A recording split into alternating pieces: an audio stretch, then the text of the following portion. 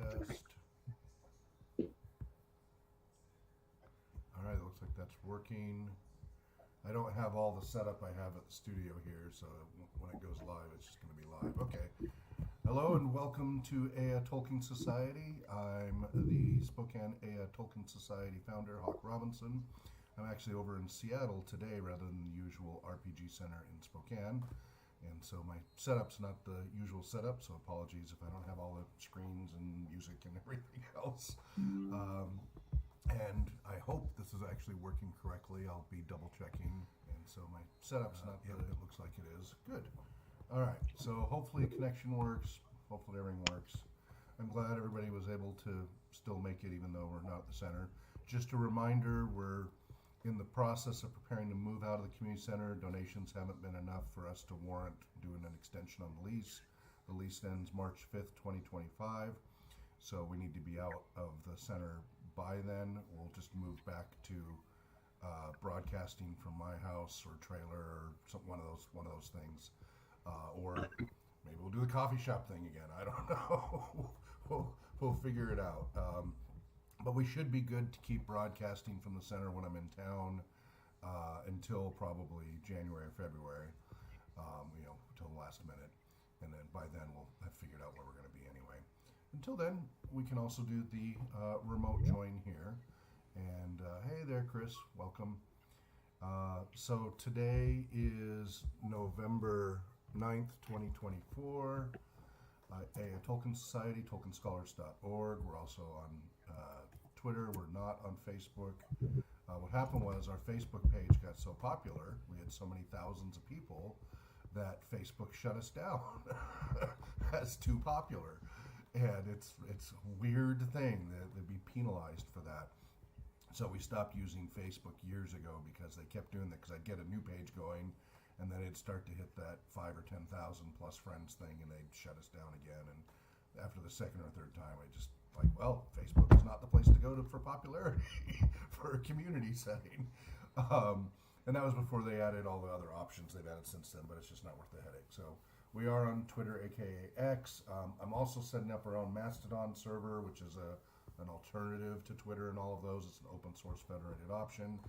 And when that's up and running for all of our different community programs, we will have our own server for that everybody can join. And it becomes part of the overall larger Mastodon network, which has millions of people on it. I'll let people know when that's up and running.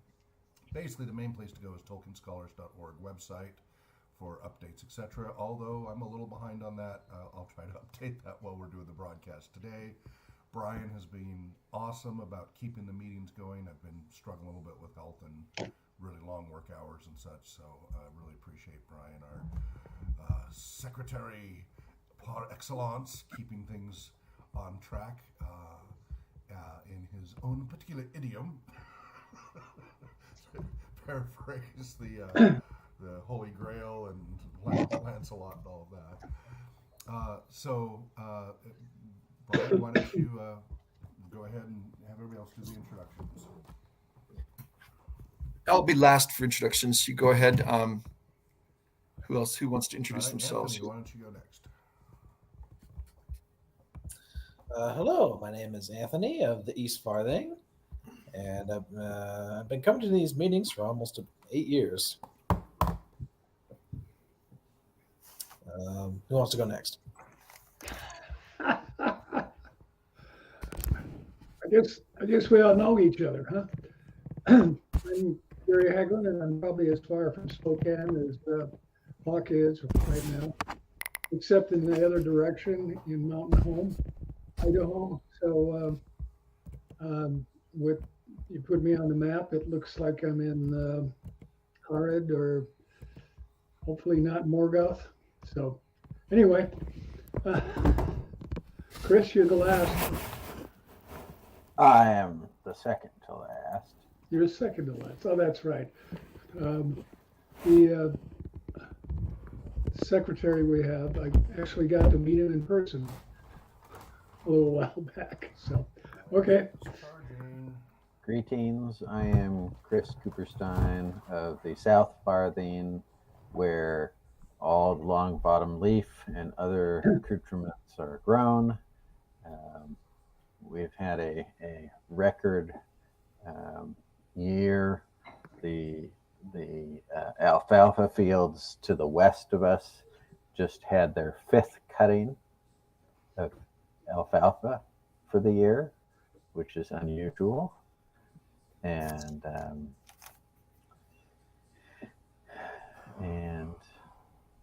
I've been coming to these things for quite some time, and hope to be up there sometime in person.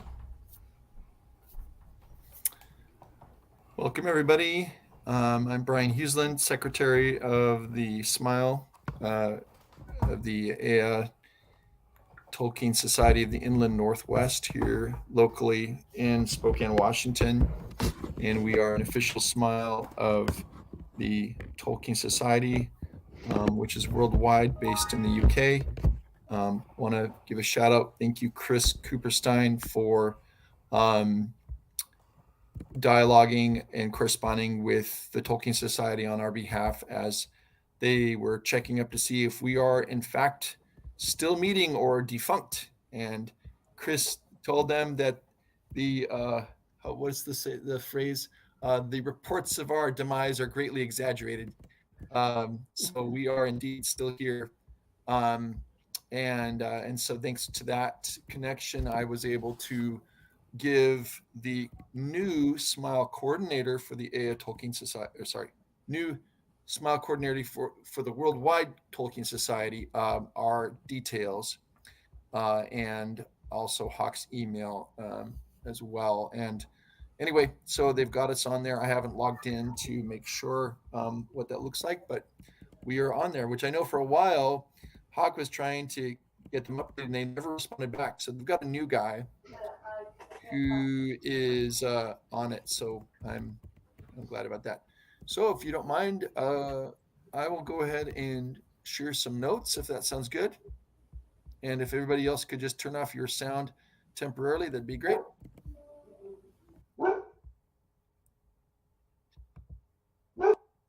Okay, so just to recap, and then we'll open it up for discussions for this month. So we met on July 13th.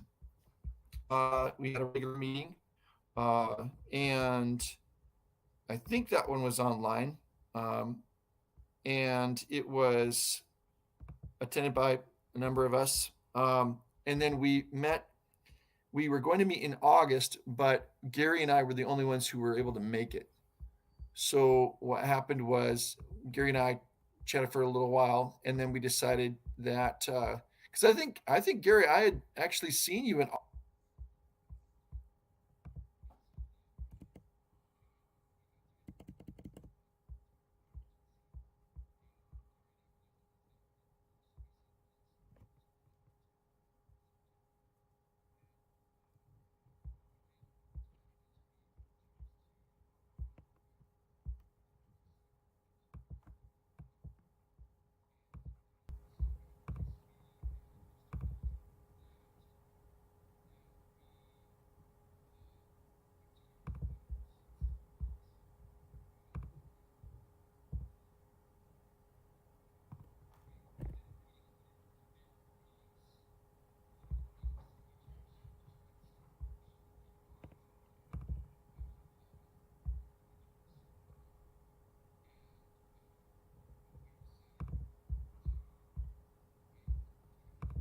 Turin Turambar and Tolkien, his being inspired by the Kalevala until this month. So, or rather, till October.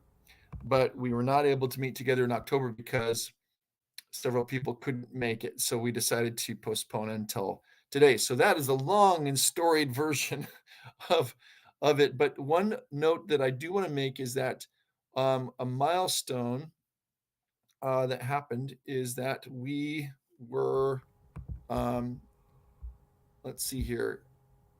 So I did put out in August that the Fellowship of the Ring hit the shelves 70 years ago in 1954.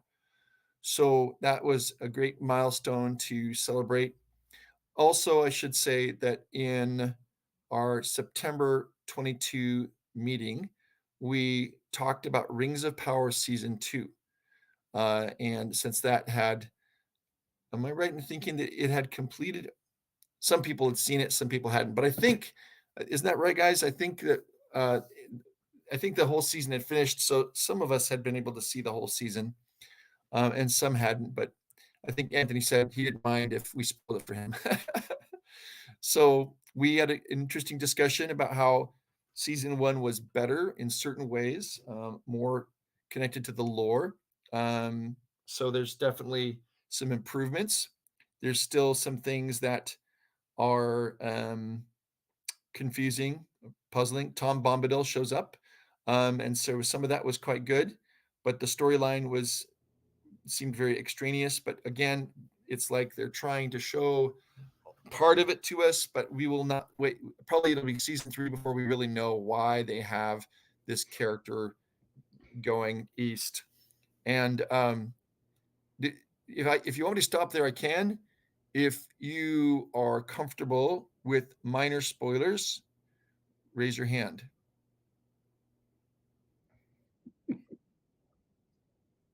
Yeah.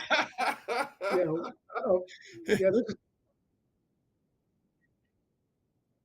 Jeff Bezos is crying tears, Hawk. Jeff Bezos is crying tears. Anyway, crocodile tears, maybe. Okay, well, the main thing I wanted to say is that Warm dragon tears. dragon tears. Okay, so the stranger in season 1, it has indeed been confirmed that this is Gandalf. Okay. So wondering about that's a minor spoiler, because a lot of people were like, this looks like they're trying to make it Gandalf because he's with hobbits or proto hobbits. But there was still a lot of question: is this one of the Blue Wizards, or whatever? Yeah, well, he was Anyway. one of the starry, so that was Yeah, and the big question. essentially the big debate was, have they done too little, too late? I do feel, and I think Chris may have agreed with me on this, that season 2, somebody might have agreed. I'm not sure who it was. That season 2 had definitely improved. Okay. So there is something to that. The Khazad-dûm arc, for example, I think the way in which they're continuing to flesh out the dwarves is very much lore faithful, I think. Okay. And I've been listening to the Rings of Power wrap up podcast, which Mhm. kind of dissects it from a sympathetic but very lore. It's definitely looking at it not from comparing it to the Jackson movies, which some people, that's their focus, and saying, how does this compare to the source material and what Tolkien wrote? And it's very interesting because there are some valid criticisms of the show for sure. But what's also interesting is within a subset of that is those who are like, yeah, it's so great because it's got these clear kind of nods to the Jacksons films, and then others who are like, no, it's trash because they're comparing it to the Jackson films. But neither one really interests me, because I'm like, well, it may or may not be the same kind of vision as Jackson, but I'm really not interested in that because it's a fresh perspective. So other hands and other minds, let's give them a chance. I think they definitely shot themselves in the foot in the first season in certain ways. And I think Gary was right to ask the questions of, are they really going to be able to have the readership or the viewership to the 5th season if they started out like that? But who knows? They definitely, I think they did well with Celebrimbor and Anatar, aka Sauron. I think that part was, the acting was incredible. Can I interject something? Please do. I thought they finished strong, the series did. And and I kind of divorced it from what I know of Tolkien and the Jackson movies. So I just took it, like I did with Wheel of Time, Mm-hmm. and just took it as, a standalone type series. My only question is, and the same question you had, Brian, is it going to be around for a third, fourth, and fifth?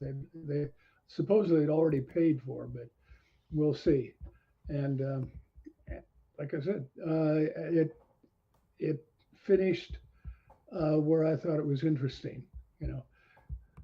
And I think maybe that's a way to approach it, but you know, that's just me.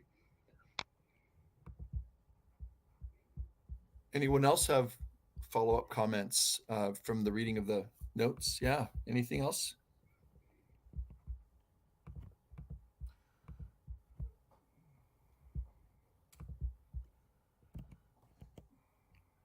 Darn it. Hang on. You're on mute, Hawk. No, I know. I'm trying to move things around because my settings are wonky.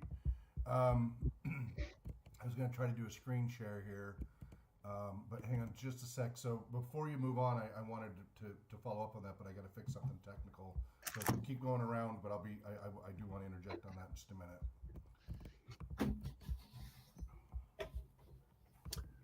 minute. Yeah, Chris or Anthony, any comments regarding Rings of Power before we move on from that? I still haven't watched any of them. I'm kind of in Hawk's boat right now.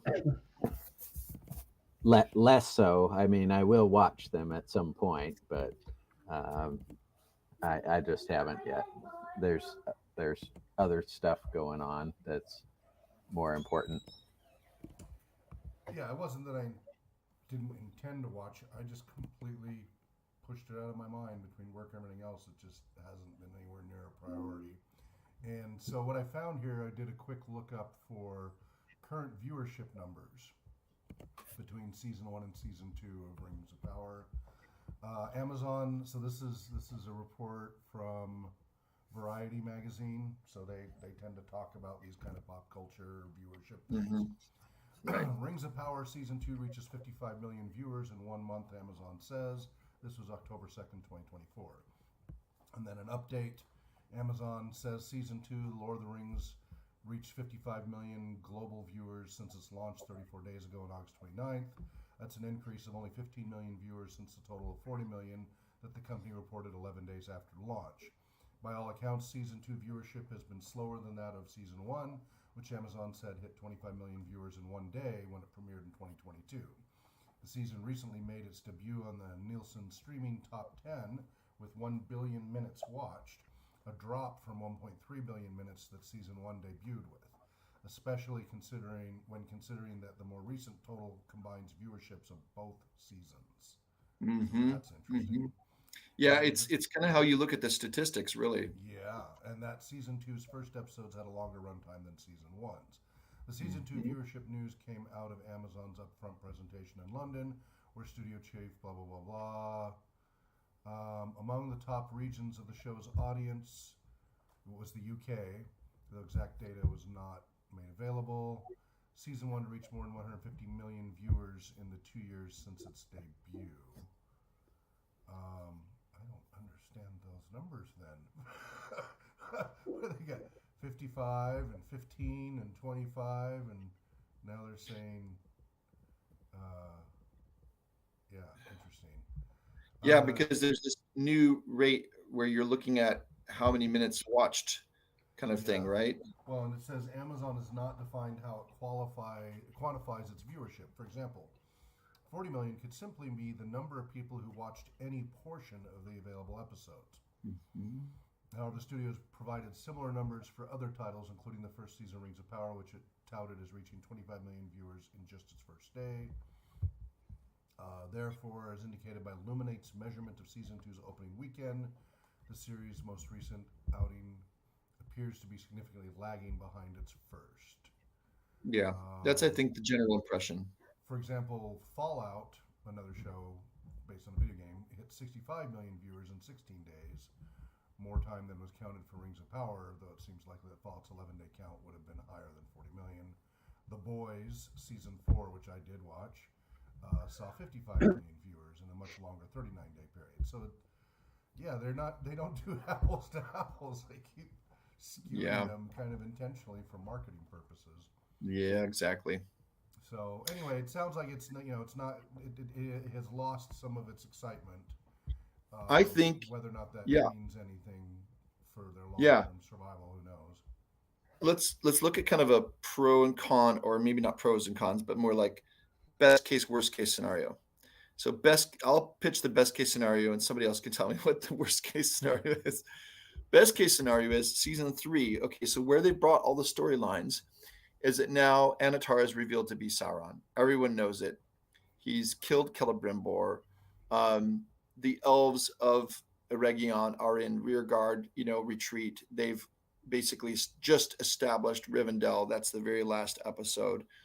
Um, According to the lore, now it's going to be he's out in the open. This is indeed Sauron. Um, First season was, deceiving Galadriel. Second season's deceiving Celebrimbor.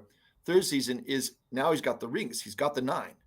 The 9 have been made with Celebrimbor's help.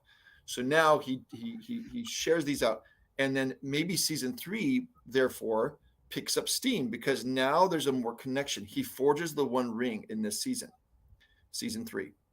So what might do is it might bring in more people potentially and kind of halt the attrition, because you're getting more people who really enjoy the movies, which is probably where you're going to pull from, because I think anybody who is watching because they love the lore already is watching, or has decided not to watch, or has stopped watching in disgust. Those are the 3 categories Or of just been too busy. or been too busy. That's true. But not bothered. Yeah, So the exactly. potential fans that they're going to pick up are more likely going to be ones who are casual fans who love the Lord of the Rings movies, but are like, I watched the episode. I don't know. I'm not against it, but I'm not that thrilled. And then if they're like, ooh, now it's getting into the part where the one ring is forged, that one episode could be like lots of hits. Here's another one. This is from Screen Rant, updated October 11th. It talks about season 3 and beyond. So they talked to the head of Amazon MGM Studios, Jennifer Salke. They said, given the high level of viewership, they believe it is on track for season 3 confirmation soon. They're explaining that Amazon MGM Studios had also indicated the series had a 50 episode commitment that they plan to continue with. Although the numbers need to stay up. They put it in the Amazon put it in the top 5 for their original for viewership of all of their original content. They put it in the top 5. So that sounds like and so they are planning to expect, although it's not official yet, to do the full 48 episodes arc that they planned all the way through to season 6. Though that's still there's 2 other episodes in that 50 episode deal Right. they're talking Okay, I thought it was 5 seasons. There's 5 seasons. This one says it's possible could run Oh. through season 6, bringing Okay. a total of 48 episodes, and then 2 extras need to be accounted for. But they're now Oh. talking 50 episodes. I see what you're saying. In season 6, so it just it depends, obviously. But right now they're putting out there that they think they're planning to go. That they have another 34 episodes left to finish portraying the rise of Sauron and everything else. Oh, I see what you mean. Yeah, because they've done 16 already. I mean, I think if I were the showrunners, what I would do is I would say, don't wait till a later episode to have them forging the One Ring. Do it in the very first episode. Kick it into high gear immediately. You're going to get a lot more interest because this is not only lore faithful. He after the 9 and the 7 and the 3 are forged. He forges the 1. I think that would really gather a lot of interest. And of course, the question is then, once you have that, where do you go with it? This is where filling in this space is allowable. Who are the 9? Who are the 9 rulers? Yeah. There's a kind of a debate about are the 9 becoming Nazgul's? Did they become powerful because they wielded the rings? Or, and this is where the show is going, he seeks out 9 influential men already, ambitious men. Who would be swayed by that opportunity. Yes. Which, I love to cite Babylon 5 and such, and it's like Londo in the Shadows. Londo was, bottom of the totem pole, but it had great aspirations for bringing back the glory of the Centauri. And so Morden and the Shadows saw him as the perfect opportunity as ambassador to bring him up in power because he was vulnerable because of his low, high ambitions and low self-worth, and low worth to others. They weren't watching him. He was off the radar. So when he did the things he did, that took the royal court by surprise. So yeah, it's a question of vulnerable populations being able to manipulate it. Because look at some of the elves even were vulnerable versus others were like, I would never give into that. Yeah. Famous last words. Yeah. I think also it's just worth saying. So one of the great lines from season 1, one of the few good lines I would say, because there's a lot better writing. The script writing is a lot better in season 2. So I don't know whether they fired people or whether they just said, hey, this has got to improve or what. I'm not sure what they did. But one of the memorable lines in first season was when Galadriel was talking to Sauron, and Sauron says, well, at this point she doesn't know who he is. And she says, she wants to try to change people's minds or get them to do what she wants. And he says that the key to getting people to do what you want to do is to show them what they most fear and then give them a way to master it. And when you do that, you master them. And of course, that's like, okay, that is true to his. And I think season 2 is way more interesting as far as Sauron because the first one is like he's this guy named Hellbrand. You're like, what?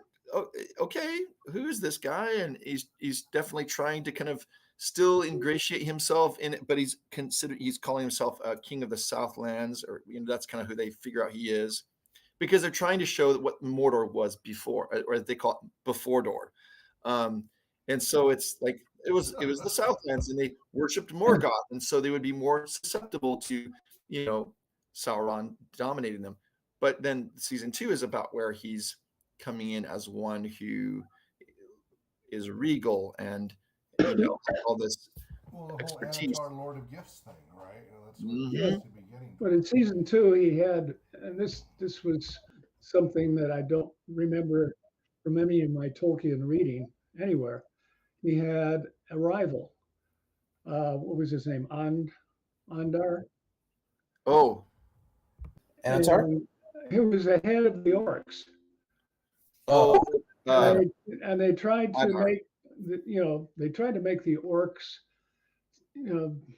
tried to provide some compassion for the orcs, which kind of stuck in my craw because I'm, I like things black and white more than gray sometimes.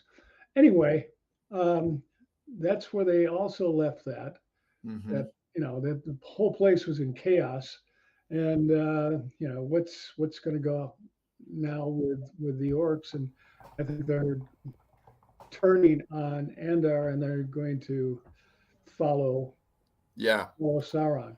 But it's clear. Go ahead. I don't have an issue where they fill in blanks or add stuff that isn't there. I mean, there's so much. I mean, this is the whole role-playing game thing and all of that. Where there are blanks, great, go for it. As long as it doesn't contradict the core canon, go for it. There's lots of blanks that we can fill in because. I mean, that was part of what Tolkien said. Like, go ahead and fill in the parts because I'll never be able to fill them all in.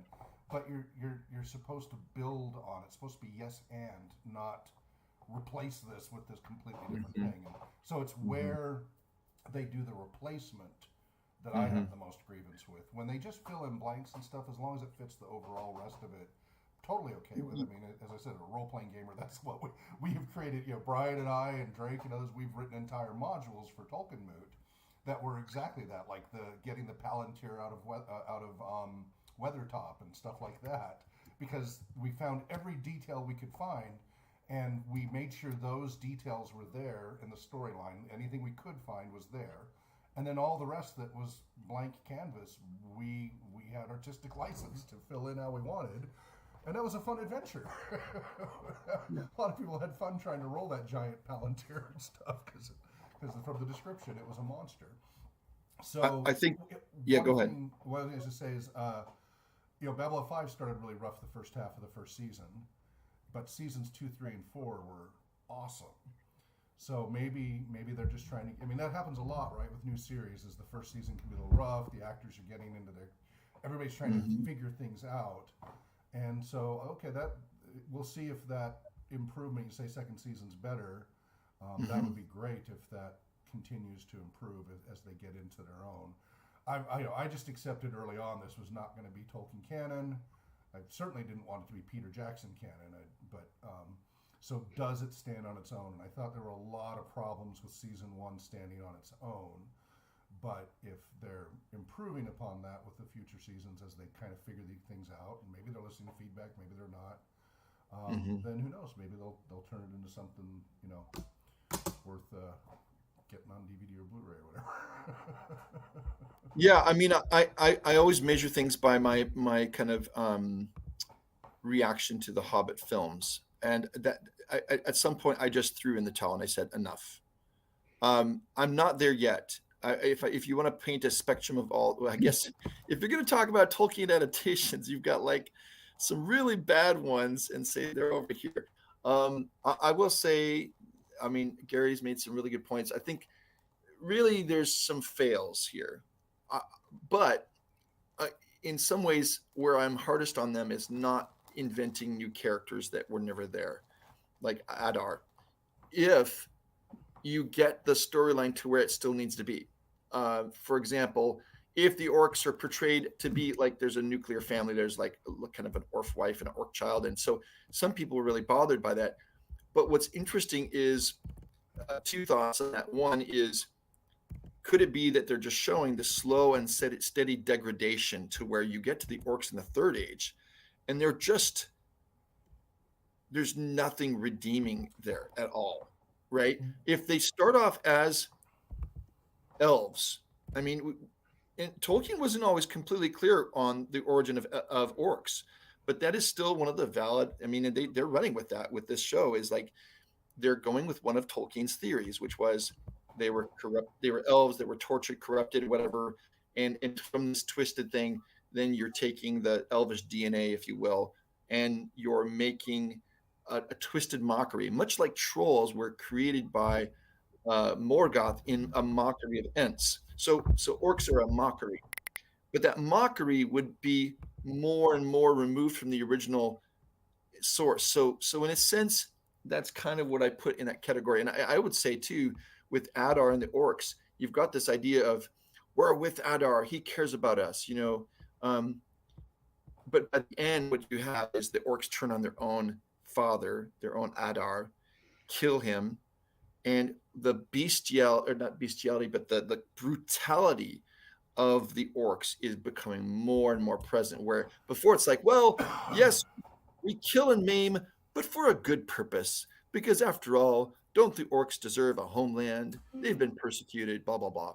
And it's like very Machiavellian, and Adar kind of shows that, and he's trying to say, oh, well, you're just as bad as we are. But really, are they? Because the orcs are obviously killing innocent people in order to achieve their aims. So it is a flawed argument, but that's a little bit more gray. By the end, it's definitely like, oh no, it's and Sauron is going to just completely dominate them. So he's basically tricked them out of their previous leader. He's in charge now, and you can tell he's going to just use them as cannon fodder. Go ahead, Hawk. Yeah, so Tolkien intentionally made it ambiguous about the origin of elves. And, we saw that in Peter Jackson, where with the Uruk-hai, Saruman was having them in egg sacs out of the ground, right? Right? Because and so it's the many different rumors. Tolkien laid it out as rumors. So what they're saying is, okay, that was really confusing to me, because that's where I thought they came from. Oh, okay. And here they had, like Brian said, a nuclear family. Well, so if Tolkien laid out several different options, and so as a story writer and such, you have to pick which one you're going to use. If you're going to have an arc about it, you've got to pick one that it's going to fit some internal consistency. So if they chose the corrupted elves, they're the captured elves. We know there were many from the great battles during Morgoth. right? We heard about them, many being pulled into dungeons, horrible things happened to them, tortured, etc.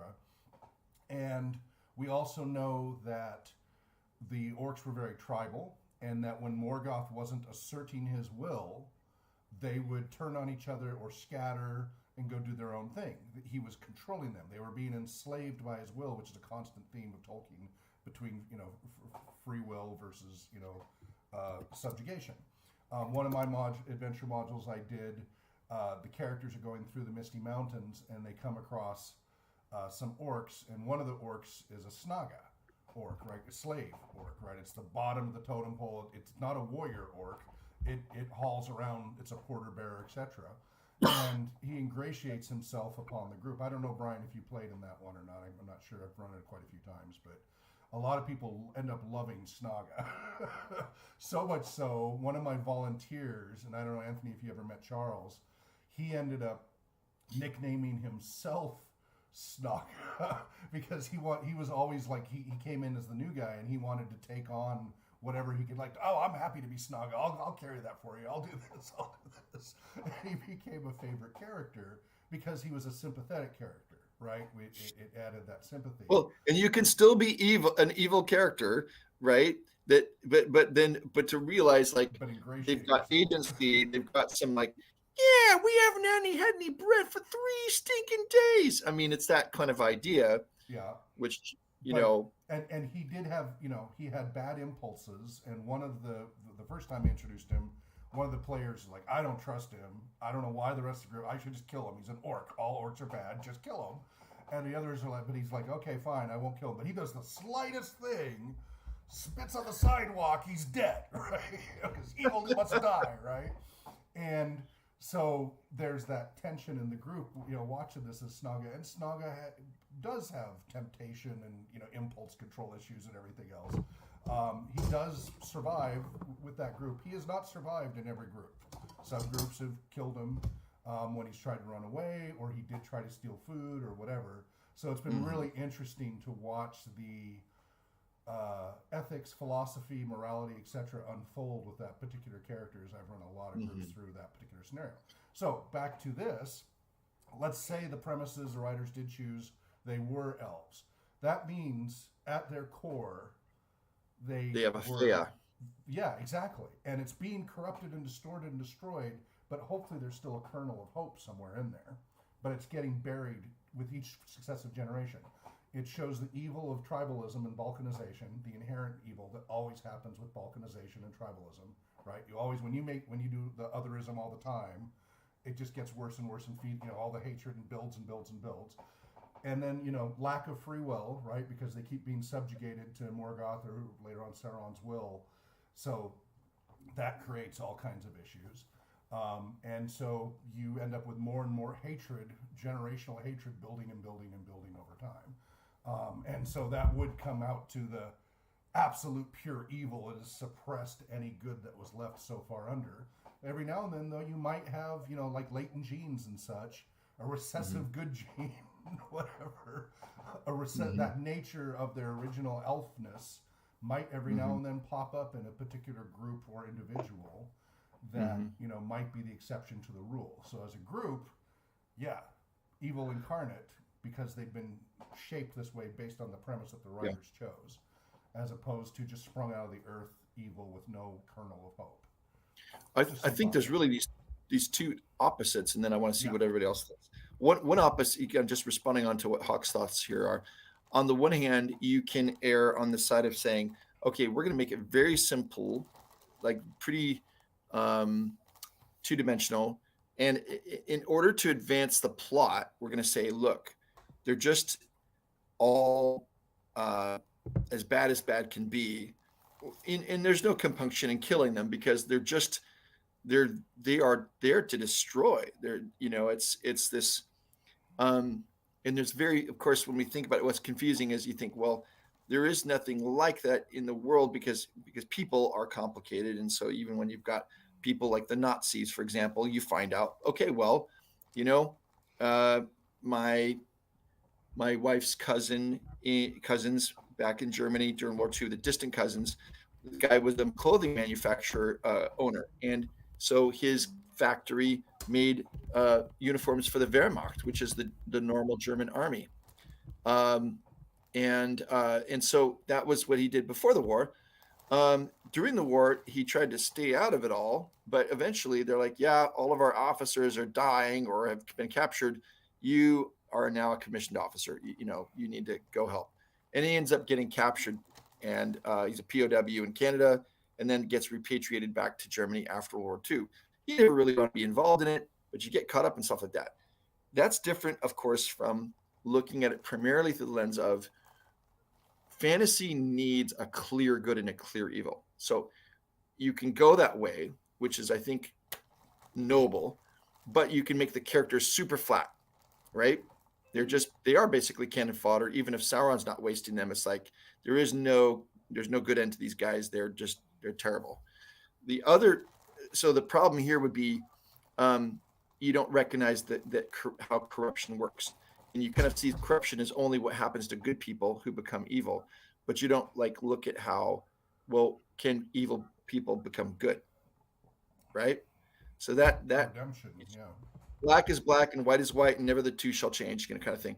The other extreme is where very common nowadays it'd be like, well, there's so much nuance. Really, is anyone evil? And it's kind of relative. And why would that write ruins Tolkien, yeah. these poor orcs? Yeah. We need they're being subjugated.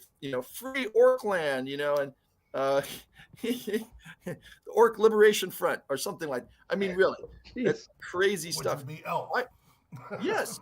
Or and I would say, I would just put out there and say, this is trying to recognize that people can change, but it's taking it overboard. This view is that there is such a thing as good and there is such a thing as true evil, but then it doesn't allow for the change. So I don't know. Those are kind of the two kind of extremes that you can fall off the wagon. Provide the opportunity for redemption, even in a very limited opportunity for that. While still having a clear sense of good and evil, yes. And Exactly. I think fantasy is very positioned well to explore those things and hopefully stay in the middle. Your thoughts, guys? One of the things, though, that you talk about is its faithfulness to the Tolkien legendarium, and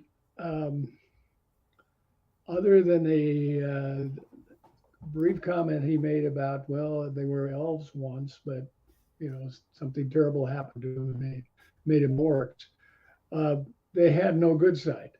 Mm-hmm. How they were depicted at all. Of course, that was the third age. This is supposedly the first age, something like that, or the second age. I'm sorry, and the same thing with the Jackson movies. They had no redeeming values whatsoever. So unless it was their own inherent stupidity. So I don't know. But I mean, what you described there, Brian, the good side, and free orcs or whatever, give them their own land and stuff like that. Seems like you just graduated from college, not in American college or something. Yeah. Well, So anyway, that's I just thought I'd interject it. yeah. To Monty me, Python, Life of Brian or Meaning of Life, one of those two. I think Life of Brian, where they, they're the different liberation fronts of the liberation fronts, and all the liberation fronts are terrible, and forget them. And Yes. One thing. Let Go let ahead, Chris. let the Orcan immigrants live among the hobbits. Oh. Well, clearly that's not.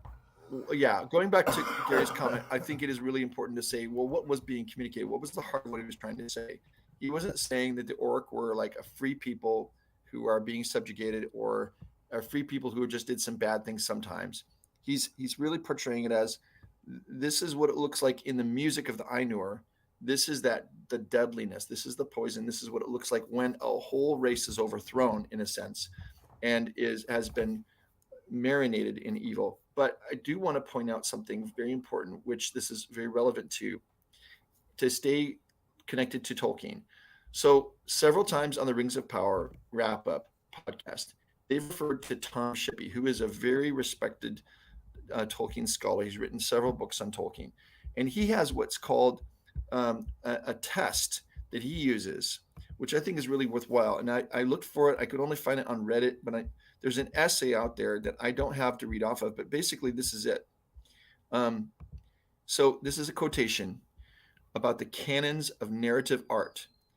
Tolkien said, and I just like to say this is in the context of reading what was an appallingly bad script, the Zimmerman script.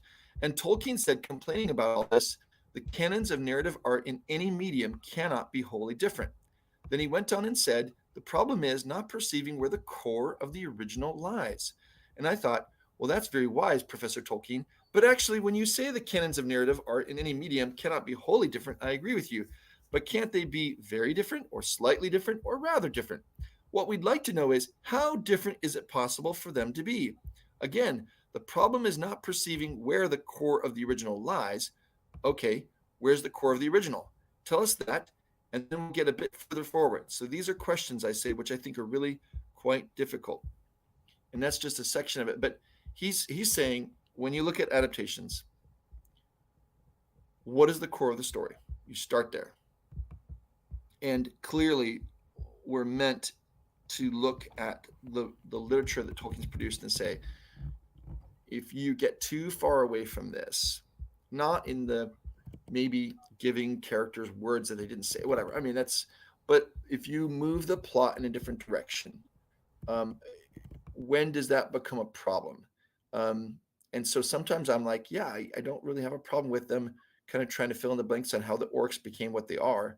But I think what really bothers me, and here's my thing that really bothers me, is when they take characters that are, for the most part, good, and then they have them do things that seem completely out of character, like Faramir in the Jackson movies saying, I'm taking the ring to Minas Tirith, right? And it's like, what?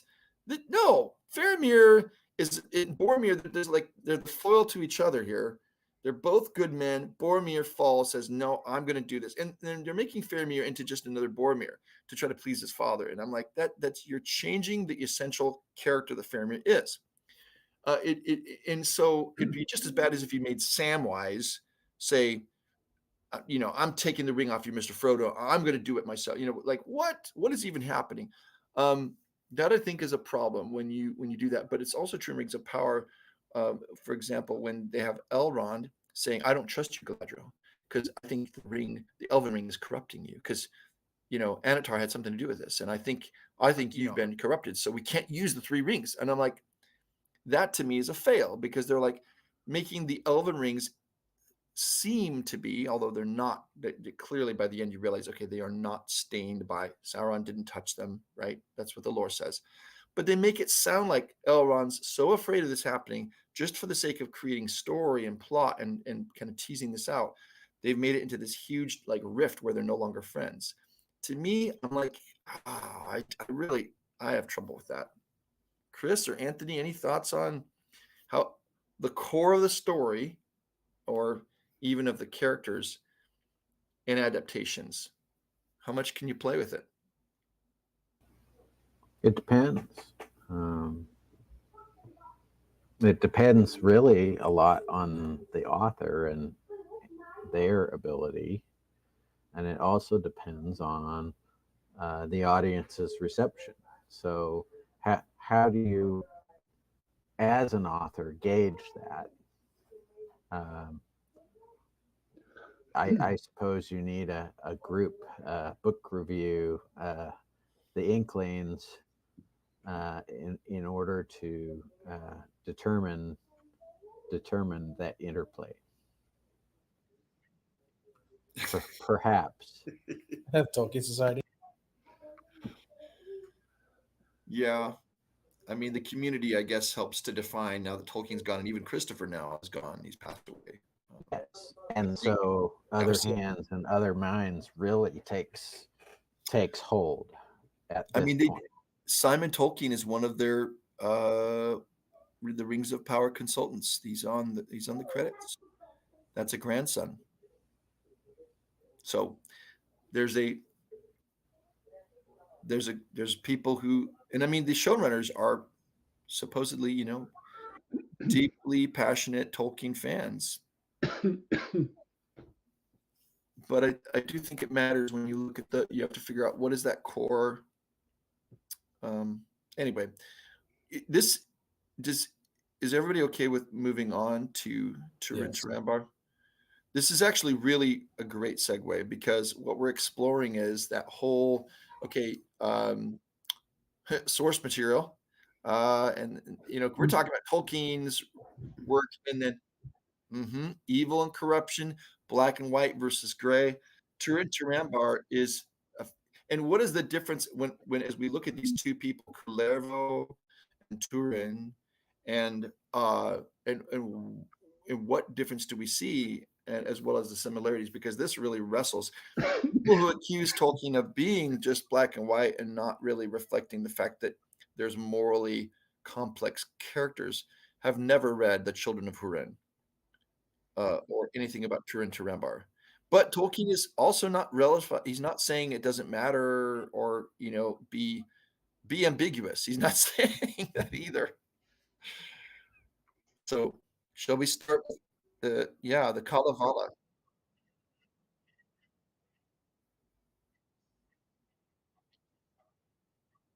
Hmm.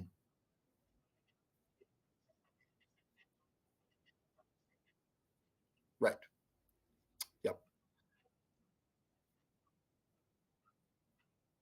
Okay. Well, let's take this step by step. Let's do. Does anybody need us to kind of do a summary of Kullervo and his life in? Yep. Would Would you like that, Anthony? Oh yeah. Well, we can. I sent out all the links earlier. We've had a couple months to do this, so um, yeah, it's public domain. If that would help, we could do some readings, some portions of the Kalevala, and I think that would be good to start with. So let's pull up. Um, there's several runes. Kalevala, rune 31, or what do you want to call it? Stanza 31. Uh, Canto. Canto. Yeah, there you go. Let me pull this up here. The Kalevala by itself, I mean, I read the history of it, and it's, I, the Finnish people I met, I think are a bit strange. And I don't know if anybody else shares my thing, but they seemed outwardly, when you first meet them, very, somewhat morose and stoic, yeah. And they've had a rough time, kind of like what we see in the Kalevala. And the Kalevala itself was given credit for them being able to separate from Russia. So it's quite important to these Wow. people, but they are a strange people. And Tolkien was impressed with them. But yeah, Uh, in fact, he, from what I read, he also wrote what a Hawk, book, Hawk is part Finnish. Palermo. He did, his version. Yeah, the reason we're laughing, Gary, is that Hawk is part Finnish. Well, Well, you look like you inherited the Irish hawk. yeah, Hawk is very strange for sure. I did not know that. Sorry. That's okay.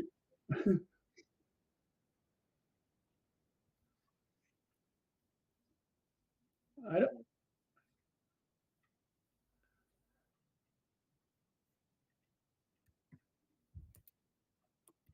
Well, if they're Oopers, that takes precedent over being a Finn.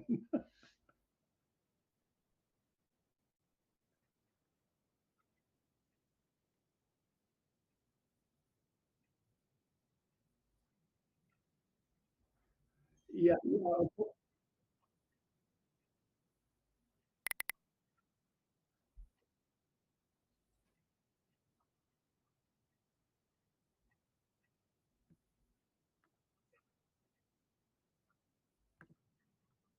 Mhm.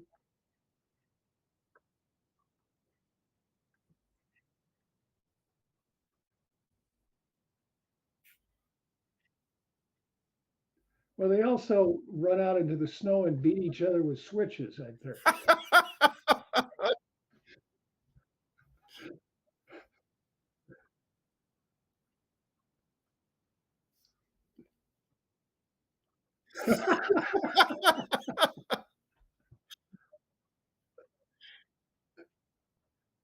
Yeah,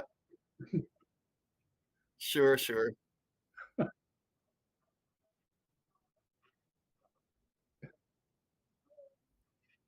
Uh,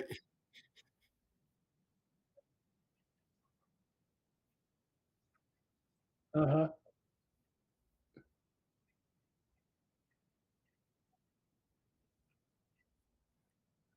Well, I tried that. We do have a sauna.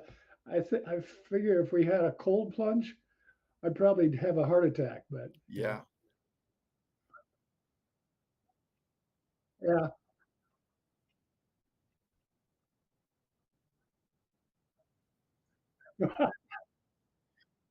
That's an extinction event.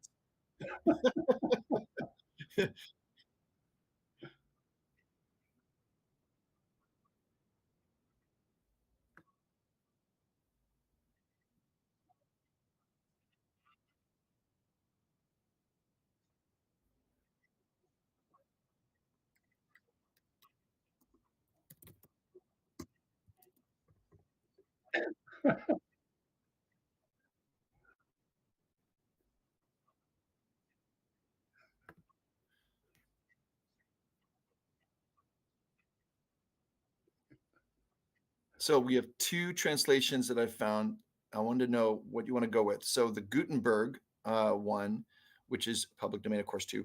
I mean, we're talking about a medieval epic saga, but that's the 1888 Crawford translation, and then we have, and I put this in the notes, by the way, if you look in comments. And then there's Kirby's translation from 1907, and they both read pretty well. Did anybody read one or the other? I'm just curious.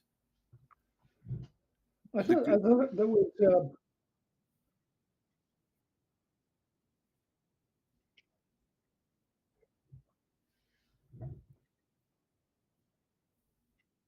Yeah, that's what I thought, and it reads pretty well. I wouldn't say it's difficult. The only thing is it's one long. You have to like scroll down to Rune 31. It's the whole Kalevala in one web page. So, I have a question. I thought oh, right then, right, Yeah. right. So, I have a question. I thought the Kalevala was put together by Elias Lonrod. I don't know I'm how to sorry, pronounce I his can't name. hear. Go ahead, Gary. Say it again. I thought the Kalevala was put together in or first published in 1839 by Elias Lonnrot. Well, Was that that? would have been the Finnish. That would have been not the English Well, that, translation. that was a okay. You're talking translation. Okay. Yeah, All right. All right. yeah.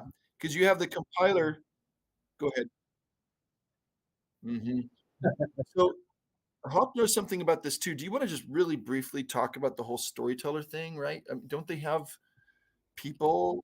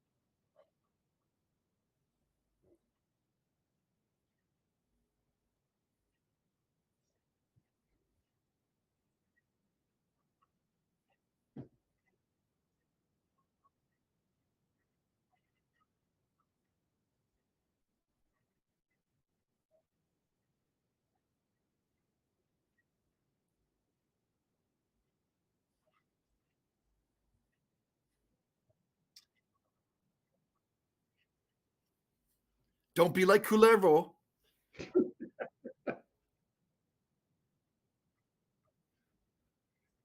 Finnish is not a Germanic language, right? Finno-Ugric. You're on. Yeah, Finno-Ugric. Yeah, It's its I own. heard it was Altaic, but Altaic is both That's Turkish. Korean, Japanese, Turkish. But I think Interesting. somewhere along the line they had a Uralic. influence on. Thank you, Anthony. Aha, okay. Wow. The I mean, Ural so they Mountains, basically not the Altaic Mountains. Okay.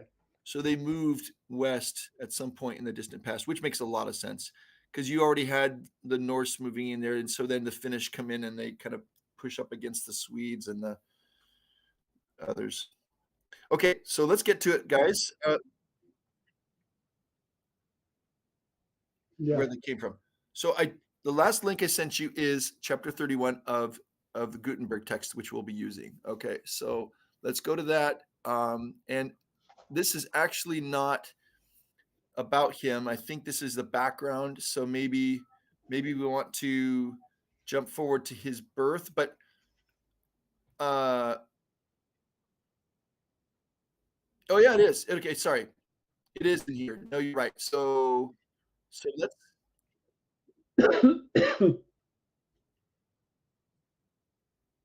yeah, and it's Woinen, right? Kuller Woinen. Woinen, just like Wainamoinen is a wizard in this as well, which we see as kind of maybe of inspiration for Gandalf, we think. Okay.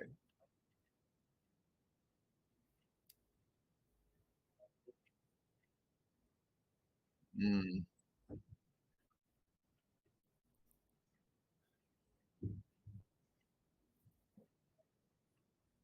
One thing that's very confusing at first to me at least is that there is a place called Kalervo, and that is different from the Kullervo. So just keep that in mind, everybody. Also, Kullerwoinen is another name for Kullervo. They're not two different people. That's the same guy. One thing that got me both about Tolkien's writing and this is anytime something happens, it appears they choose a new name. Like Yes. Turin, yeah, Turin killed the dragon, so he chose this name.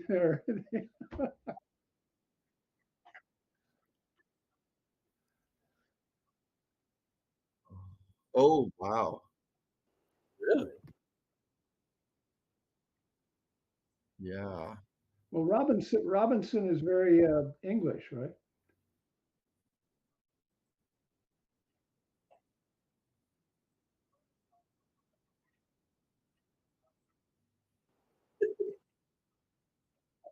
So you're a Harju? I, yeah, I knew a friend of mine, and may he rest in peace, was a Harju from Upper Peninsula. Ended up in Western Washington with a band, back in the day. So okay, Wow. must be a common name. All right, let's begin.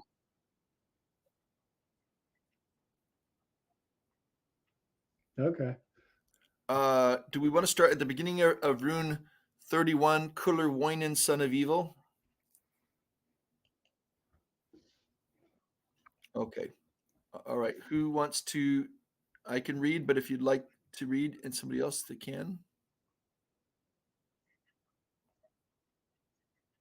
Yeah, just find a kind of a natural bridge. All right, Anthony, why don't you start us off? Yeah, you want me to start? Yes, please. Okay, rune 31. Kullerwoinen, son of evil. In the ancient times, a mother hatched and raised some swans and chickens, placed the chickens in the brushwood, placed her swans upon the river. Came an eagle, hawk, and falcon, scattered all of her swans and chickens. One was carried to Karyala, and the second into Estland. Left a third at home at Poya, and the one to Estland taken soon became a thriving merchant. He that journeyed to Karyala flourished and was called Kalervo. He that hid away in Poya took the name of Untamoinen, flourished to his father's sorrow, to the heart pain of his mother. Untamoinen sets his fish nets in the waters of Kalervo. Kullerwoinen sees the fish nets, takes the fish home in his basket. Then Untamo, evil-minded, angry, grew and sighed for vengeance, clutched his fingers for the combat, bared his mighty arms for battle, for the stealing of his salmon, for the robbing of his fish nets. Long they battled, fierce the struggle. Neither one can prove the victor. Should one beat the other fiercely, he himself was fiercely beaten. You want to stop there or keep going? Yeah, pause. I just realized something. The father is called Kullerwoinen, so we're not yet to Kullervo. This is actually his dad, or well, actually not his dad because Kullervo didn't have a dad. Anyway, Hawk, do you want to read the next section? You're on mute. You're muted.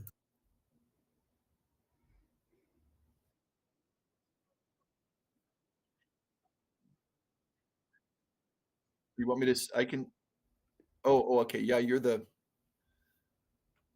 Do you want me to do it, or you got it? I've got the text. I mean, it's not hard to get the text, but Yeah. Do you want me to screen share? Or do you got it? Okay. Sounds good. Okay.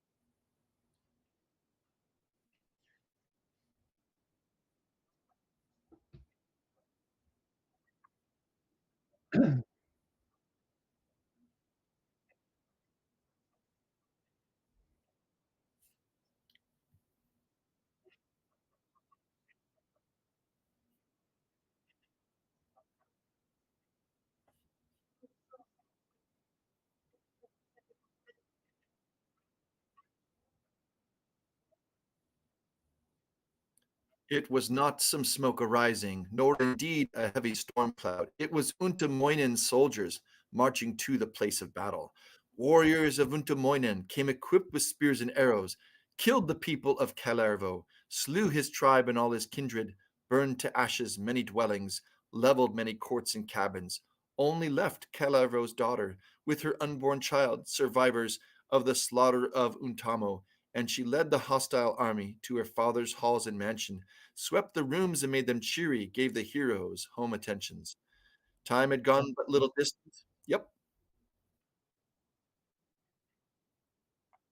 Okay. Sure.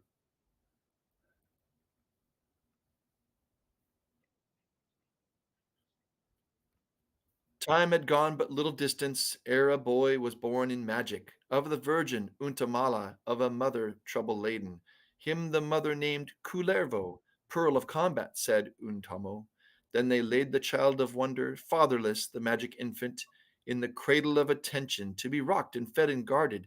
But he rocked himself at pleasure, rocked until his locks stood endwise, rocked one day and then a second, rocked the third from morn till noontide.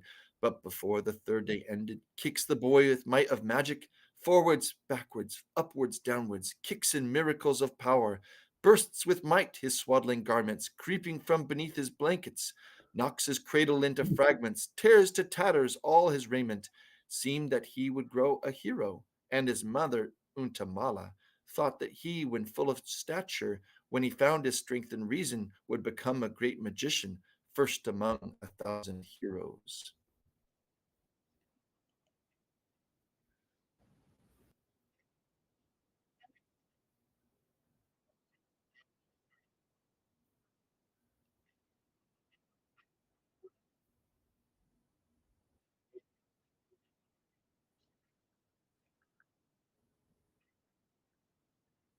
Uh, yeah, that would be Dorlomin. Yeah.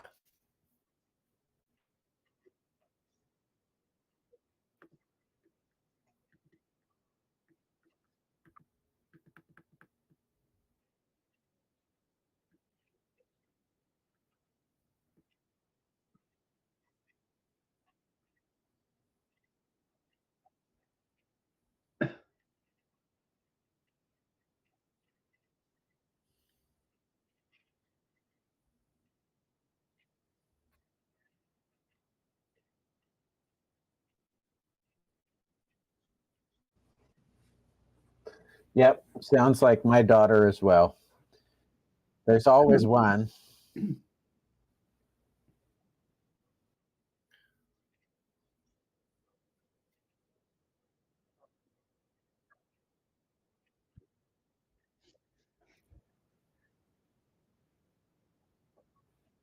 Yeah, best laid plans of or best laid hopes of parents I love off, Untamala.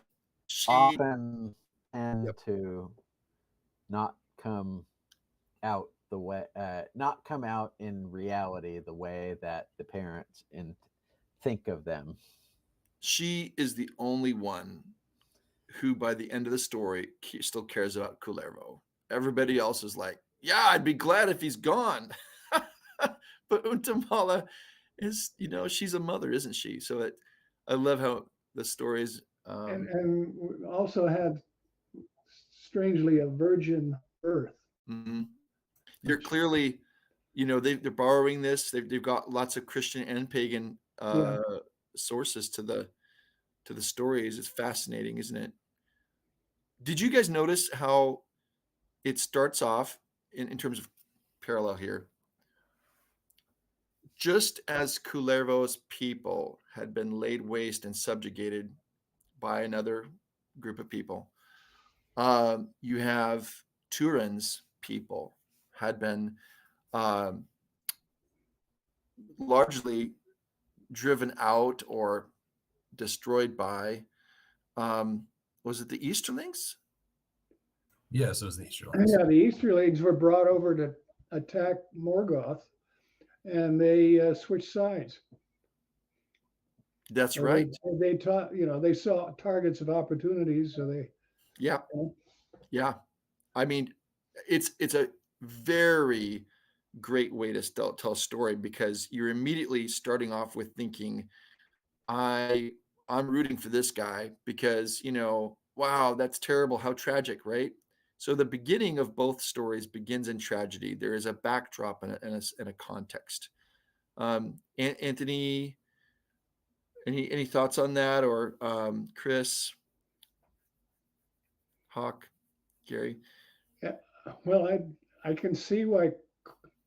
What's his name again? Kullervo is really angry. He's really pissed, and I think he's justified, you know, to a certain extent about how he came about. Now, before you talked about somebody, there's nobody totally completely evil. Well, this guy had justification. Yeah, there's a sense in which there's a very legitimate grievance. Yeah, and And the other thing is what Hawk talked about was the balkanization. This started off as several generations previously. you know, dogs killing sheep, yeah, all of this stuff, and the guy stealing fish, and Yeah, it's like Fields and McCoys. yeah, right. It goes from dogs and sheep pretty soon is swords and bullets, right? Yeah. yeah, Uh, so vengeance is actually one of the themes here. mhm. Is what do you do when there's been a great evil done to your people, and how do you respond? So there's definitely a sympathetic piece here. It escalates, yeah. So that's a context in which both these boys are born, Kullervo and Turin.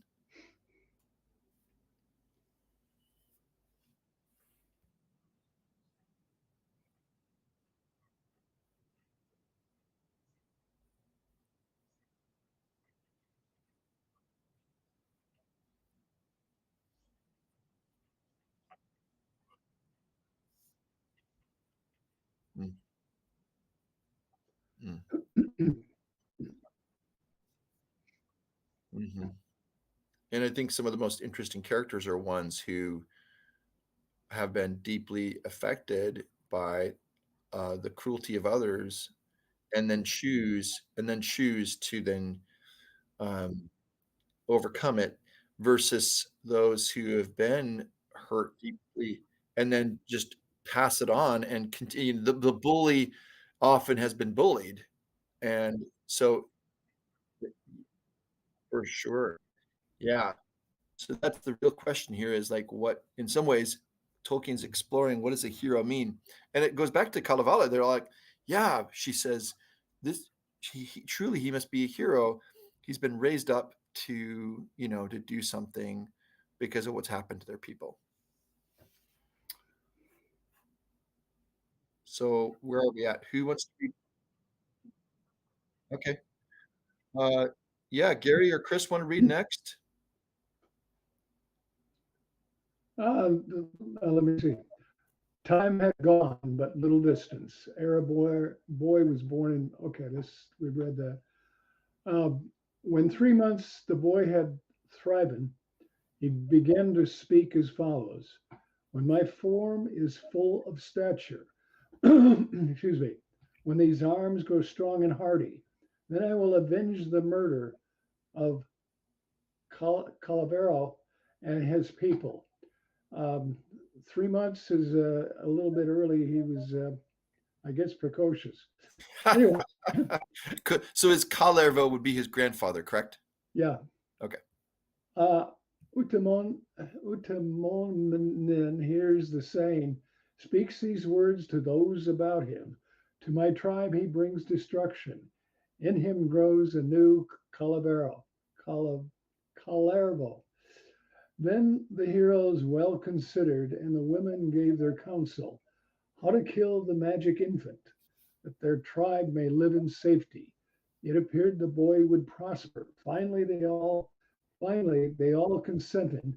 He was placed within a basket, and with willows firmly fastened, taken to the reeds and rushes, lowered to the deepest waters, in his basket there to perish. Sounds like Moses. When 3 nights had circled over, messengers of Utamoinen went to see if he had perished in his basket in the waters. See if he had perished in this basket in the waters. But the progeny was living, had not perished in the rushes. He had left his willow basket, sat in triumph on a billow, which is what, probably like a balmy or something. In his hand, a rod of copper, on the rod, a golden fish line, fishing for the silver whiting, measuring the depths beneath him. In the sea was little water, scarcely would it fill 3 measures. Utamoinen then reflected, this the language of the wizard. Whither shall we take this wonder? Lay this progeny of evil, that destruction may o'ertake him, where the boy will sink and perish.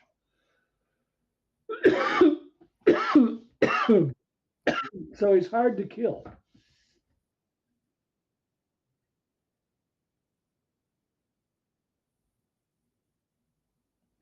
Well, it also reminds me of what they did with Moses.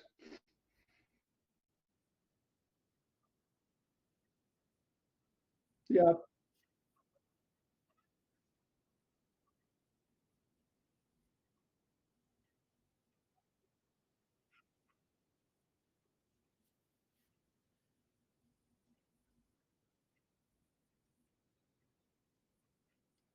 okay.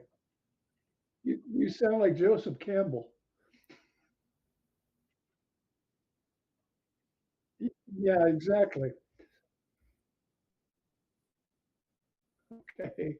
Okay. So interestingly, there is a connection I found with Turin. Can I mention this here? Sure. So Tolkien, of course, is writing a new story, a different story, but he does have a disease or a sickness that comes through the land, and his sister, whom he loves above all else. His sister that does not feature later on, she's called Erwin, and she dies. Now I'm looking at the Children of Hurin. So I actually loaned out my copy of the Silmarillion a week ago. Somebody asked if they could borrow it, so I don't have my copy. I can't tell if this is, did Tolkien stick with this idea of there being a sister who died of a sickness?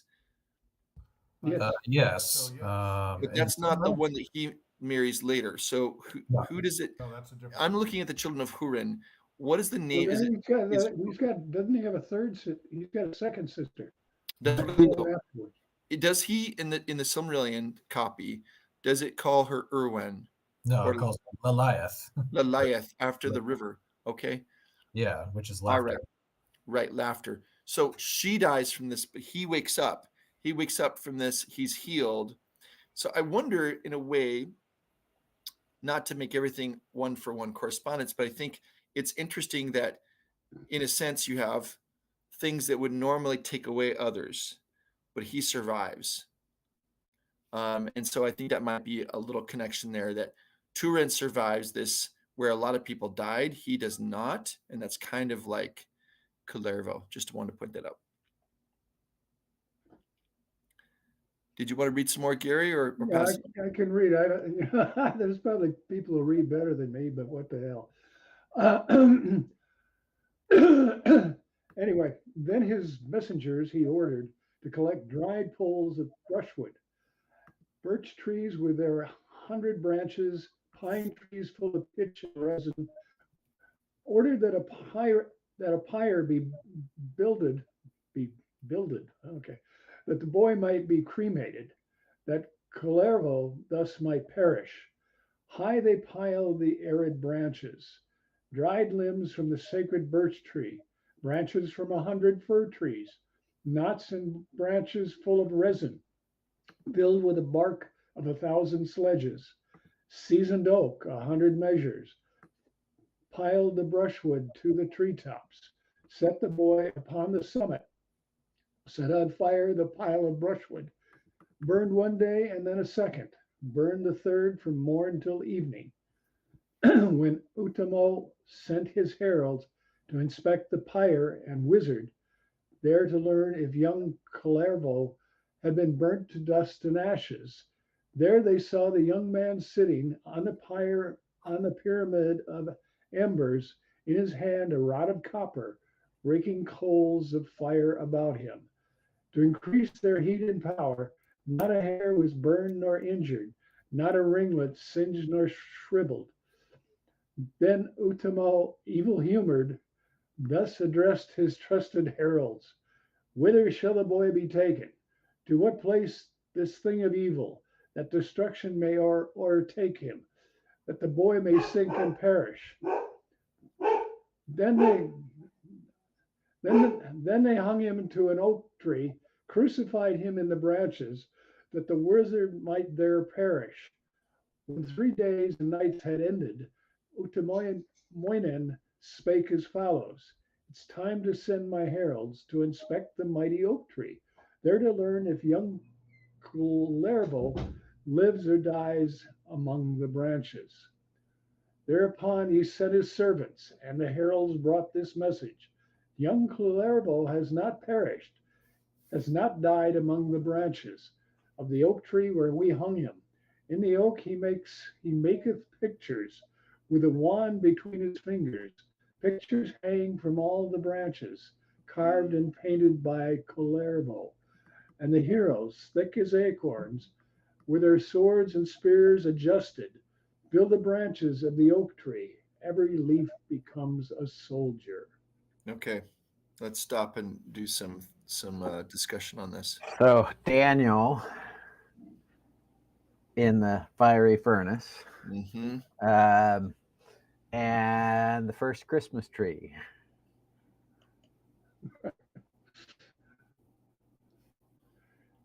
Yeah, but it's, Kullervo is one tough cookie to kill. I mean, geez. Can't kill this guy, right? Yeah, well, we find out he's a wizard because he out of leaves with a wand, he was making, soldiers. From what I gather, actual soldiers. Yeah, I think it's again this idea of how do we see that Kullervo is not an ordinary child, right? Yeah. He is able to resist and flourish where it would ordinarily cut down people. I'm kind of like, man, Untamo, this ruthless guy, man. Well, he's looking at his whole tribe being wiped out by this, one individual who's, when he was, what, 3 months old, Mm-hmm. Yep.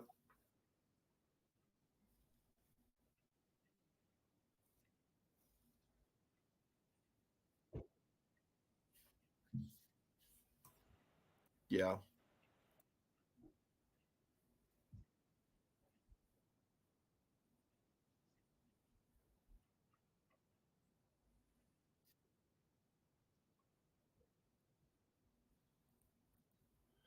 Okay, so and Anthony, also or the Japanese guy, I can't remember his name, but this one famous Japanese hero, killed everybody, including the kids and babies, mhm, because again, he did not want them to come back and mhm.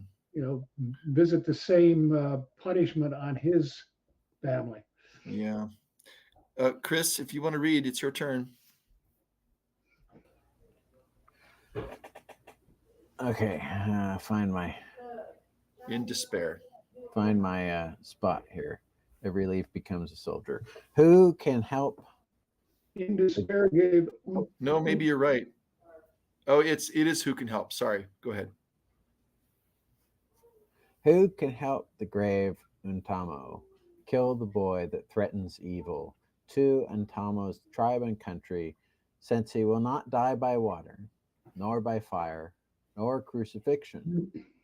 Finally, it was decided that his body was immortal, could not suffer death nor torture. In despair, grave Untamoinen thus addressed the boy, Kalervo. Will thou live a life becoming, always do my people honor? Should I keep thee in my dwelling, shouldst thou render servants' duty, then thou wilt receive thy wages, reaping whatsoe'er thou sowest. Thou canst wear the golden girdle, or endure the tongue of censure. When the boy had grown a little, had increased in strength and stature, he was given occupation. He was made to tend an infant, made to rock the infant's cradle. These the words of Untamoinen.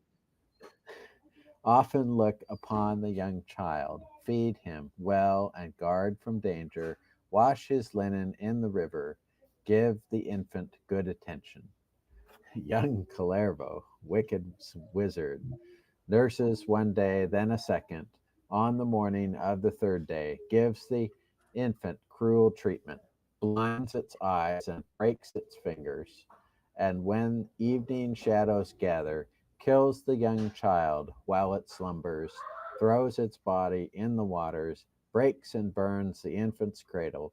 Untamoinen thus reflected, never will this fell Kalervo be a worthy nurse for children, cannot rock a babe in safety, do not know how I can use him, what employment I can give him. Then he told the young magician, okay, wow.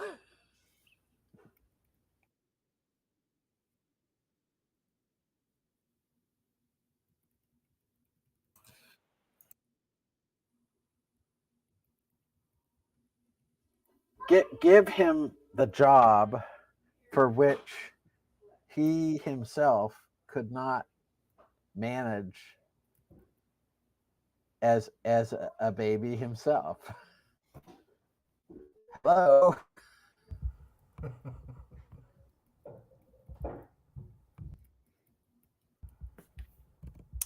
Yeah, I feel like both Kalervo and Turin are both born in tragedy and then die in tragedy.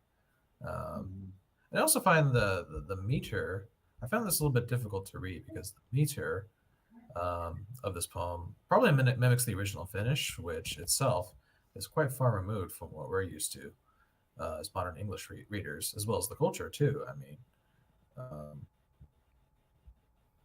Yeah, and again, if it was in song mode, you'd probably find it easier to follow. Unfortunately, we don't really have all of that information, right? Because that's part of why he recorded it. Was the singers were of this were dying out in the early 1800s, and so he was trying to capture it before it was lost. And I don't know that we have snippets, but we don't have, because he was right. The legacy got lost after that because of writing. A lot of the songs and how they were sung, it's bits and pieces, like with the Native American trying to revive their languages after they were quashed here in the States. They're doing the best they can to rebuild it, but it didn't have the continuity of the previous generations, and so that can make things kind of awkward.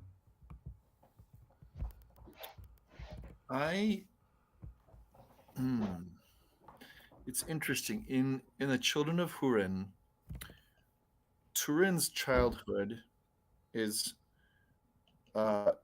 different in one respect to Kalervo's.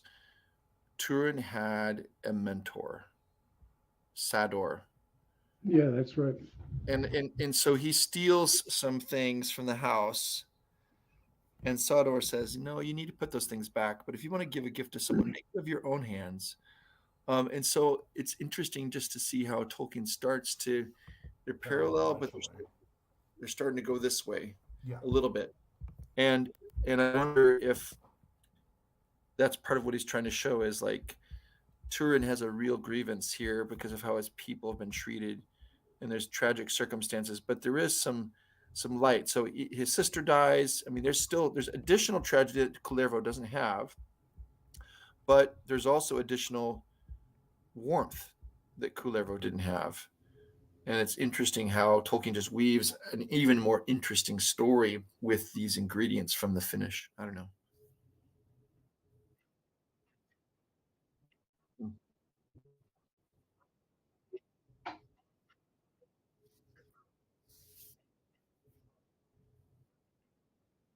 Every time. Yeah. Yeah.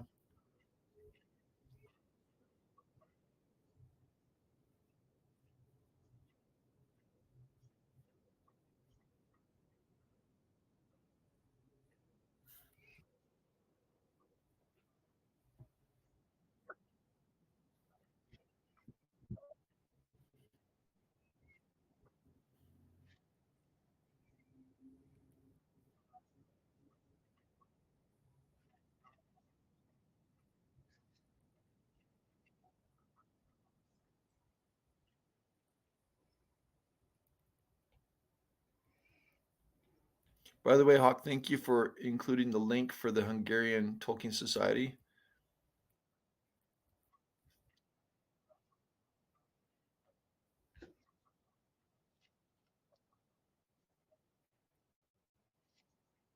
Huh. So they want more people to apply. So it's an email thing and it's a competition, but they need more people to participate free of charge. So the deadline is tomorrow. So good to know. Yeah. Okay. Well, just a reminder to everybody that because it's posted in here, unless you want to email it to us as well, Hawk, if you want to forward that or just whatever.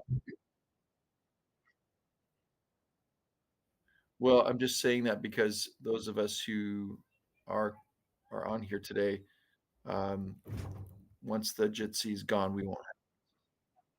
Thank you. Yeah. Okay. Great.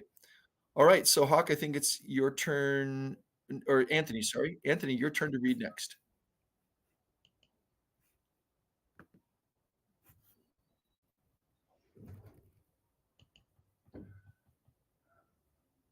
Did Anthony just step out? All we got is AC now. I think his yeah, Hawk. Why don't you carry it on next then? Uh,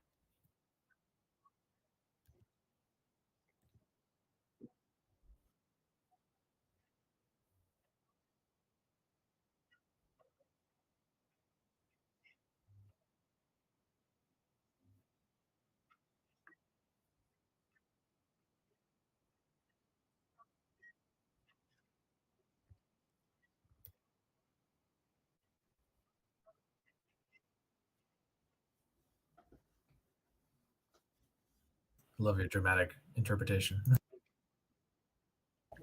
it's meant to be spoken. That's for sure. A bit of the source of Paul Bunyan there. Yeah, well, I thought it was interesting because they use copper, Yep. and this shows, I would think, an ancient Yes. origin. Absolutely. And Bronze and Age. I have no idea when your folks first appeared on the scene, Hawk, but